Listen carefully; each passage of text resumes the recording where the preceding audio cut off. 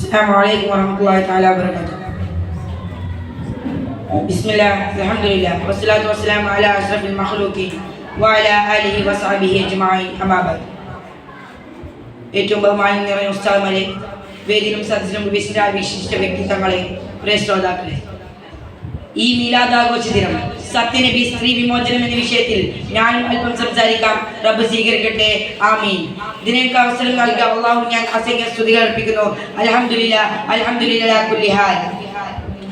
പ്രിയമുള്ളവരെ, പിറന്നയുടൻ പെണ്ണിന് മണ്ണ് തിരിച്ച, സ്ത്രീയെ ദേഹവസ്തുവായി മാത്രം കണ്ട, അതമരും അർദ്ധമാനസിലും ജീവിച്ച അന്ധകരയുഗത്തിലാണ് അന്ത്യപ്രവാചകൻ മുഹമ്മദ് മുസ്തഫ സല്ലല്ലാഹു അലൈഹി വസല്ലം തങ്ങൾ ഉദയം കൊള്ളുന്നത്. കുഞ്ഞി പെണ്ണായാൽ ദേഷ്യം കൊണ്ട് അവരുടെ മുഖം കറുക്കുമായിരുന്നു. അത്തരത്തിലുള്ള മർദ്ദനിൽ നിന്നാണ് മുത്തുനബി സത്യദീനിന്റെ പവിത്രമുത്തുകൾ വാരി വിതറി സ്ത്രീകുലത്തിന് സ്വാതന്ത്ര്യം വെട്ടിയത്. കുറഞ്ഞ വർഷങ്ങൾ കൊണ്ട് തന്നെ ആയിരങ്ങൾ ഇസ്ലാമിലേക്ക് ആകർഷിക്കാൻ അതൊരു കാരണമായി. ഇസ്ലാം പുലികിയ ശേഷം 5 പെൺതരികളുടെ ജീവനോട് കൊയിച്ചു മൂടിയ കഥ സഹാബികൾ തങ്ങൾ പറഞ്ഞപ്പോൾ നബിയുടെ കണ്ണുകൾ നിറഞ്ഞിരുന്നു.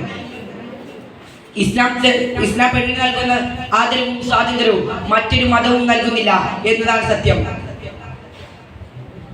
ഒരു സ്ത്രീ മകളാവുമ്പോയോ ഭാര്യയാവുമ്പോയോ ഉമ്മയാവുമ്പോയോ ആദരത്തിനും ബഹുമാനത്തിനും അർഹിയാണെന്ന ഇസ്ലാമിക അടിസ്ഥാനം. വല്ല മാതാപിതാക്കളും 2 പെൺകുട്ടികളെ വിദ്യവും അന്നവും വസ്ത്രവും നൽകി പ്രായപൂർത്തിയെത്തിച്ചോ, അവരും ഞാൻ സ്വർഗത്തിൽ ഇപ്രകാരമാണെന്ന 2 വിരലുകൾ ഉയർത്തിക്കൊണ്ട് നബി മൊഴിഞ്ഞത്. ജാഹിലിയ സിസ്റ്റത്തെ ഇല്ലായ്മ ചെയ്ത് പെൺകുട്ടികളെ ഉയർത്തേഴുന്നവളം ഉന്നവച്ചണിഞ്ഞ ഉത്തമ പ്രസ്താവനം. ഭാര്യയാകുമ്പോൾ പെണ്ണിന് പൊന്നി വിലയുണ്ട്.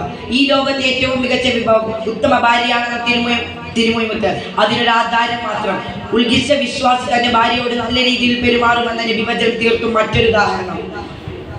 അനാവശ്യമായി അവരോട് കോപിക്കലും അടിക്കലും പാടില്ലെന്ന് അവിടുന്ന് ഉദ്ബോധിപ്പിച്ചു.